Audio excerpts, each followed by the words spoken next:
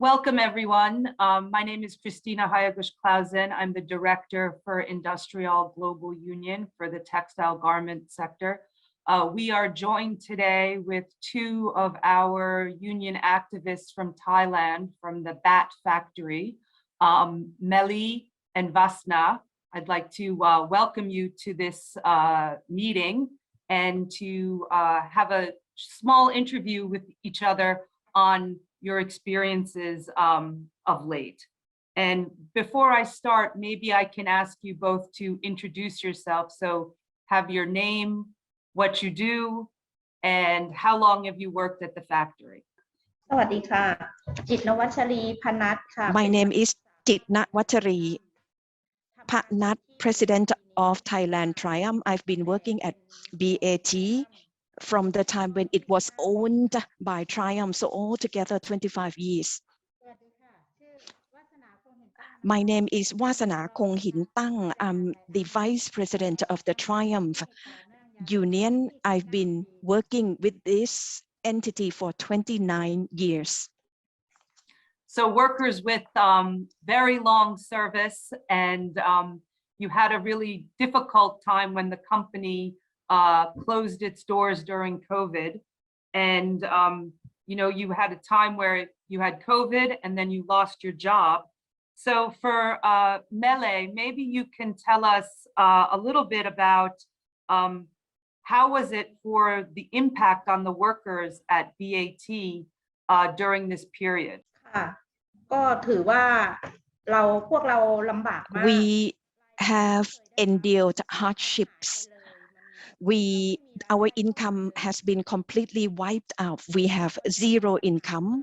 We experienced no income to pay for expenses, our children's school fees, expenses in our daily life, food, housing.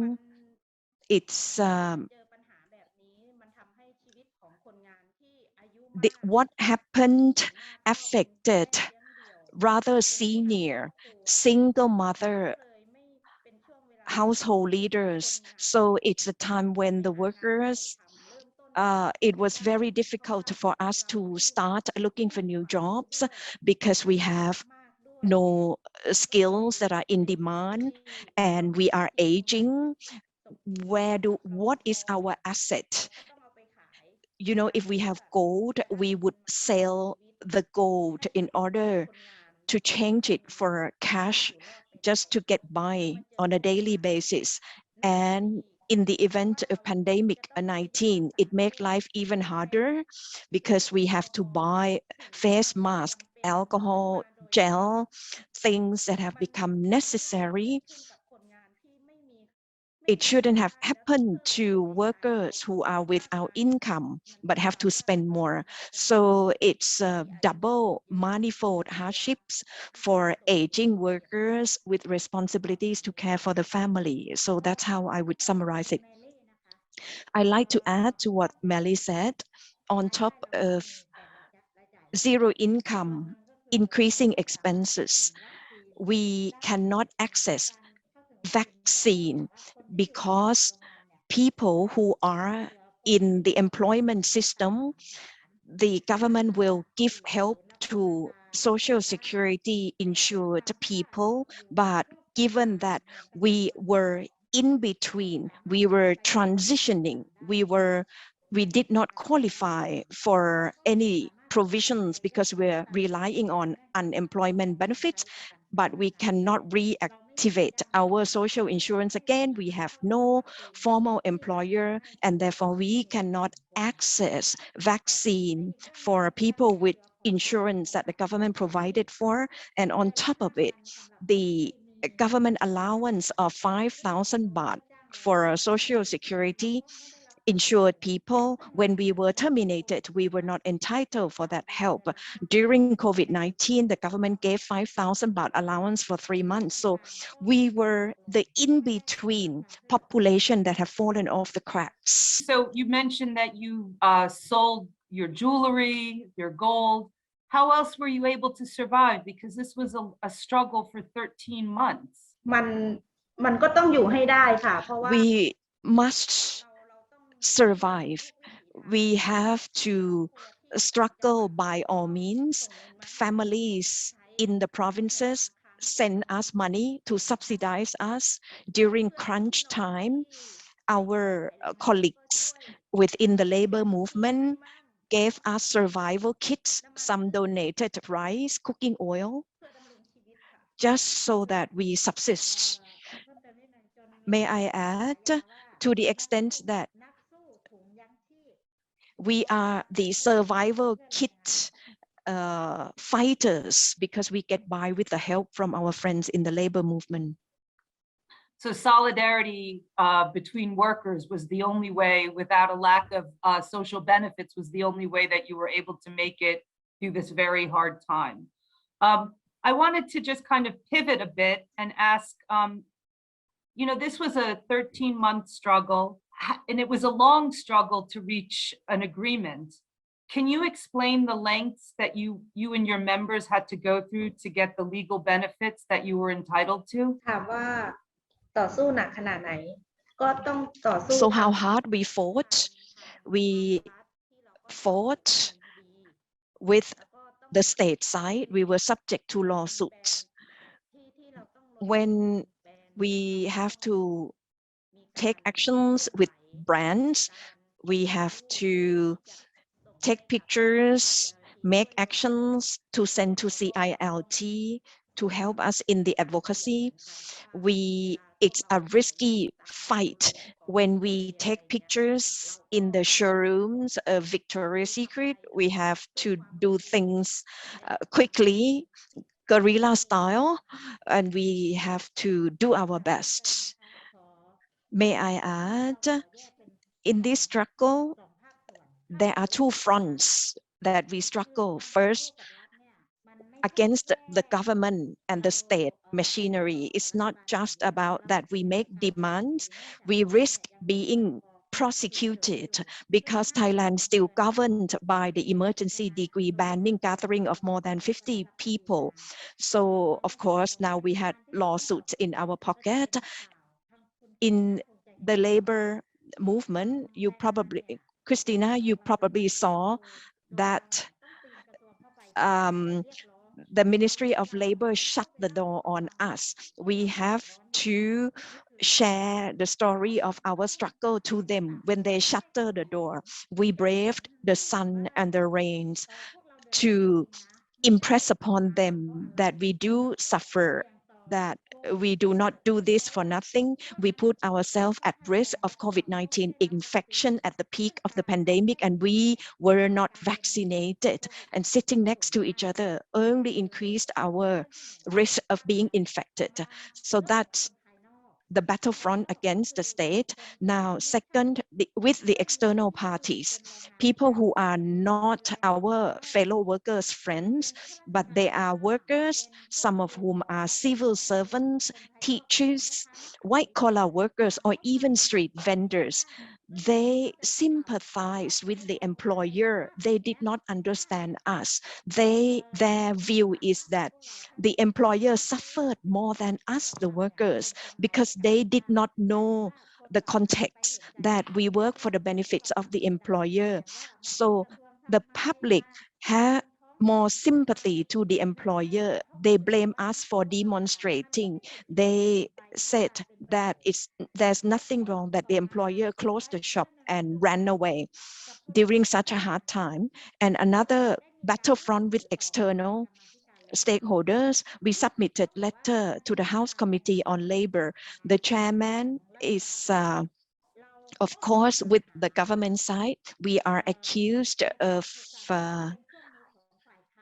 being manipulated by the opposition to attack the government. They did not see our hardship. They did not see that we were not compensated, but they saw us as instrument being maneuvered by the opposition. So that's the difficulty. So apart from fighting, advocating with the state, we are so exhausted in explaining to the external public that this is our plight. This is not a political party's issue. This is not about employers suffering loss. Maybe just a follow-up question, there was a lot of international solidarity in the labor movement supporting your struggle. How was that interpreted with the membership? Was that a helpful tool for you? Or maybe you can explain a little bit about the international solidarity. จากเพื่อนที่ต่างประเทศ From our international friends, because we hardly communicated, it turned out that we did not quite coordinate with our international friends because we have communication barrier and challenges, but we receive sincere assistance from our international friends.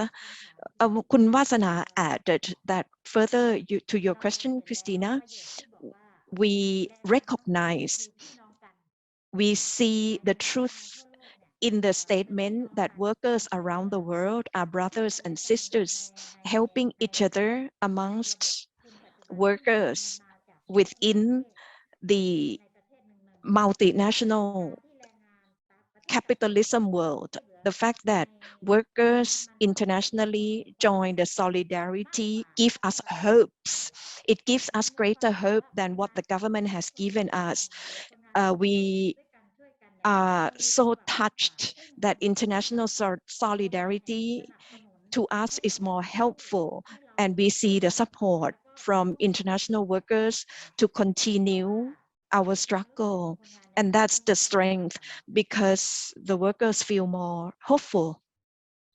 Yes, so from industrial, just as on a side, we really took a lot of effort in supporting your struggle across the region and across the globe, and that is one thing that an international trade union does. That's our role, to support you in your struggle. So I'm happy that we've been able to come to a resolution where you've been able to negotiate a wonderful agreement, to get all your legal entitlements.